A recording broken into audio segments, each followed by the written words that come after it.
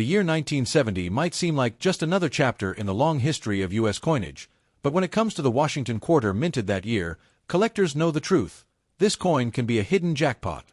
Imagine having a coin in your pocket change that looks ordinary but could be worth thousands, or even life-changing money if it's a rare variety. That's the magic of the 1970 Washington quarter dollar. Today, we're going to explore why this coin is so valuable, the different versions that exist, and how some of them have shocked collectors by selling for incredible prices.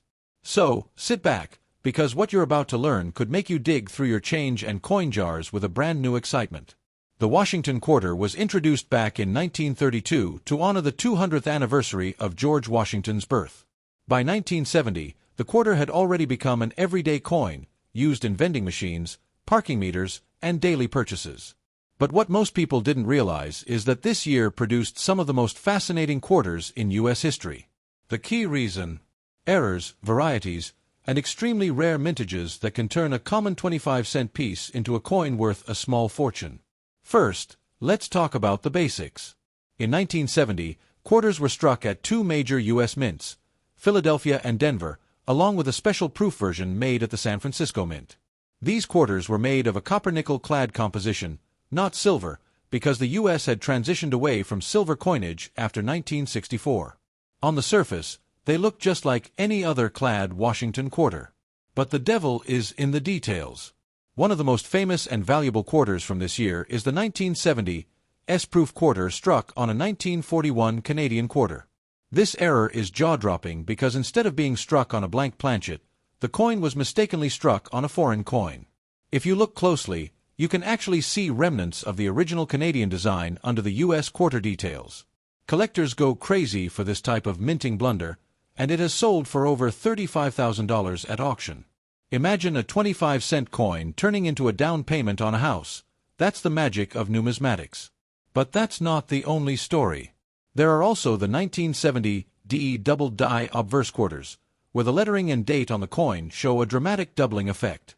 Error collectors value these highly, with examples easily reaching $1,000 to $3,000 depending on condition. To the untrained eye, it might look like a regular coin, but to collectors, those double details make all the difference. Even regular 1970 quarters can hold serious value when found in pristine condition. The grading scale, known as the Sheldon scale, ranges from 1 to 70. Coins graded at MS67 or higher, meaning they are virtually flawless under magnification, are extremely rare. A 1970 D Washington quarter graded MS67 by PCGS once sold for nearly $3,000. That's for a coin that people spent on gum and soda decades ago. The San Francisco proof quarters from 1970 also bring in strong money, especially in Deep Cameo (DCAM) condition. These proof coins were specially struck for collectors, with mirror-like fields and frosted devices. A 1970 S-proof quarter in PR70 Deep Cameo can command over $2,000, which is incredible considering it originally sold for just a few dollars as part of a mint set. Now, let's talk about why collectors are willing to pay such enormous amounts for these coins. Scarcity, demand, and condition all play a role.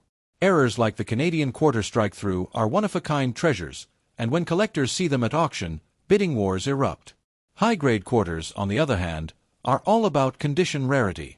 Out of the millions produced, very few survive in top mint state condition because most were used in circulation. And proof coins attract another type of buyer, people who want the absolute best examples of U.S. coinage history. Another reason the 1970 quarter is so sought after is the excitement of discovery. Unlike rare gold coins or early U.S. coinage, these quarters are modern enough that they might still pop up in everyday circulation, coin rolls, or inherited collections. That possibility makes the hunt thrilling. You could be the lucky person who finds one and turns a few cents into thousands of dollars. Let's put this into perspective with a few real auction examples. A 1970 S-proof quarter struck on the Canadian quarter fetched $35,000 at a heritage auction. A 1970 D quarter in MS67 Plus condition sold for $2,640. A 1970 S-proof in PR70 Deep Cameo brought in more than $2,500. And those are just a handful of results. The demand remains strong every time these coins appear at auction. Collectors also love the 1970 Washington quarter because it represents a transitional period in U.S. coinage. The country had fully moved away from silver coinage, inflation was changing the way people used coins, and yet the mint was still producing designs from decades earlier. The Washington quarter design wouldn't change until the state quarters program in 1999, so the 1970 issues stand out as both modern and classic at the same time. For anyone looking to get into coin collecting or just curious about the value of their pocket change, the message is clear. Check every 1970 quarter carefully. Look for doubling, check the mint mark, and examine proof sets closely. If you stumble upon an error or a flawless example, you might just be holding a treasure worth thousands, or in extremely rare cases, tens of thousands of dollars.